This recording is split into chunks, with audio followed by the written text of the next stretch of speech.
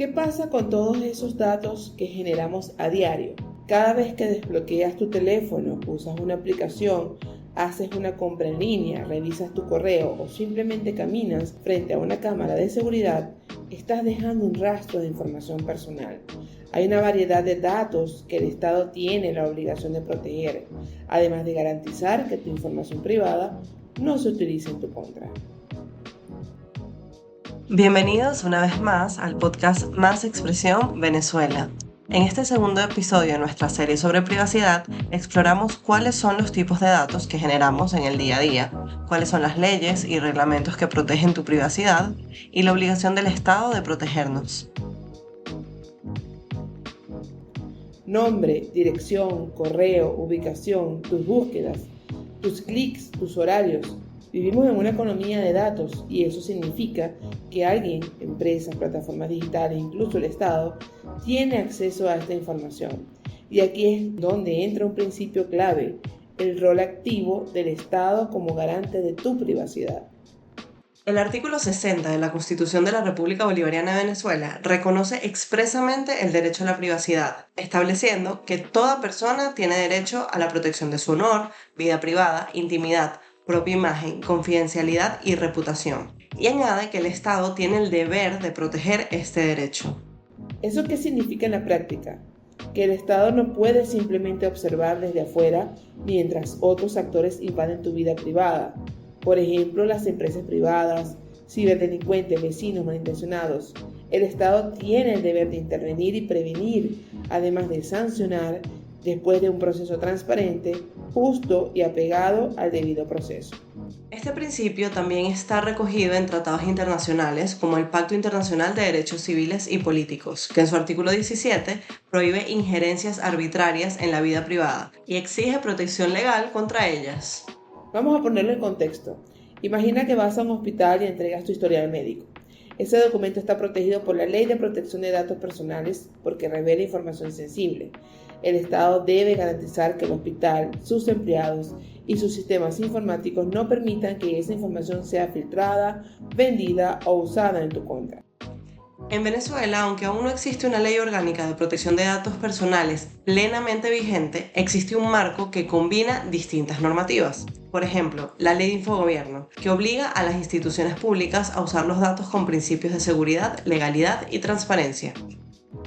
La Ley Especial contra los Delitos Informáticos, que tipifica como delito el acceso indebido, uso, alteración o divulgación de información personal. Y desde el 2021, el reglamento parcial sobre pasaportes permite la inhabilitación solo por causas específicas, entre ellas una orden judicial, nada más. Y aquí viene lo delicado. ¿Qué pasa cuando el Estado incumple este mandato y, en vez de proteger tus datos, los expone, los usa para perseguirte o simplemente se lava las manos cuando otros lo hacen? El Estado no solo tiene el deber de no inmiscuirse arbitrariamente en nuestra vida privada, sino que también tiene la obligación activa de protegernos de lo que otros hagan. Es como un árbitro en un partido. Debe asegurarse de que se juegue limpio y de que nadie haga trampa con nuestra información. Vamos a imaginarnos un escudo. Este representa las leyes y políticas que el Estado debe crear. Por ejemplo, existen leyes que obligan a las empresas a ser transparentes sobre cómo usan sus datos, a pedir su consentimiento explícito antes de recopilarlos y a protegerlos con medidas de seguridad robustas.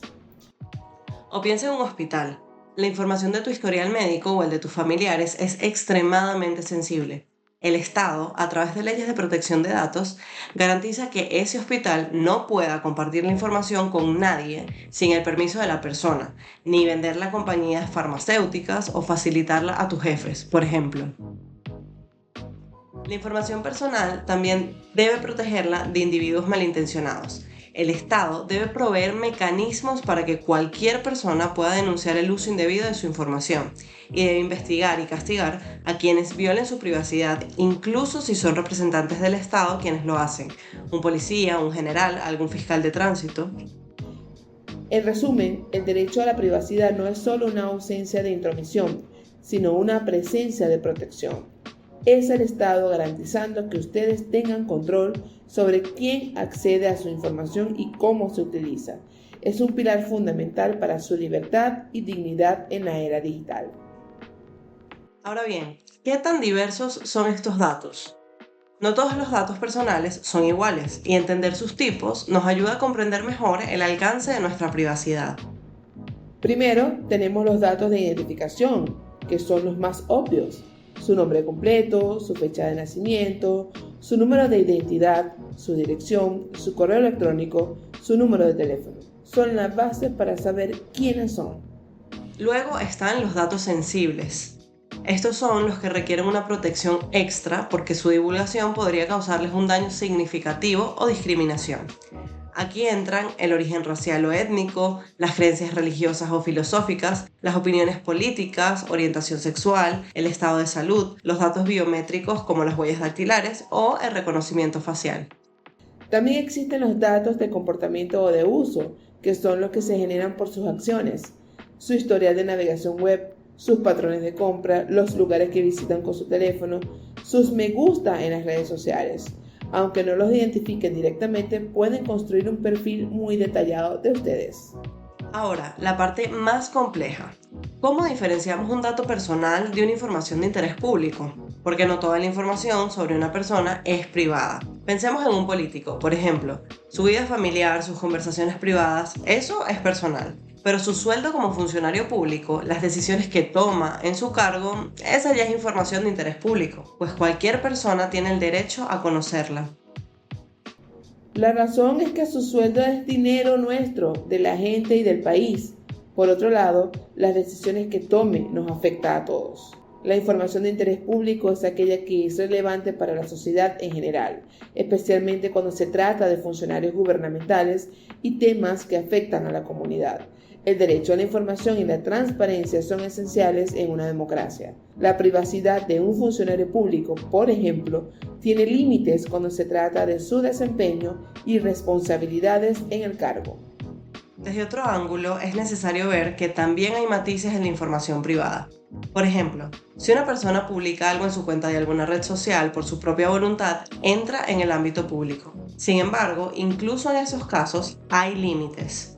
No significa que cualquiera puede usar esa información para acosar o difamar. El derecho a la honra y a la reputación sigue vigente, así como el derecho a la libertad de expresión, que implica poder opinar e informar de cualquier modo sin miedo a represalias. La diferencia radica en el contexto, la relevancia para la sociedad y si la persona, por su rol o sus acciones, ha decidido hacer pública esa información. Es un equilibrio delicado entre el derecho a la privacidad individual y el derecho de la sociedad a estar informada.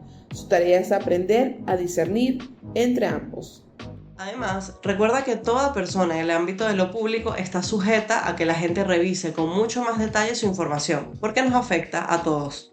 Por ejemplo, no es lo mismo que un contador de una empresa disfrace unos números para pagar el alquiler de su novia a que el contador de una alcaldía haga lo mismo. Cuando los recursos son públicos, estas malversaciones nos afectan a todos.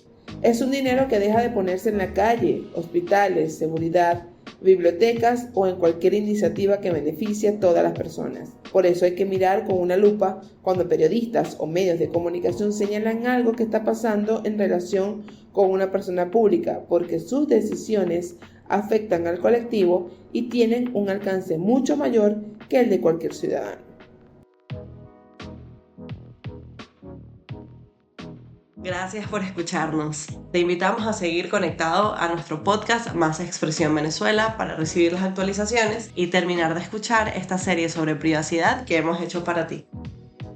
Si quieres más información sobre privacidad de datos y tus derechos relacionados con la libertad de expresión, entra en nuestra página web www.espaciopublico.ong y sigue la conversación en nuestras redes sociales.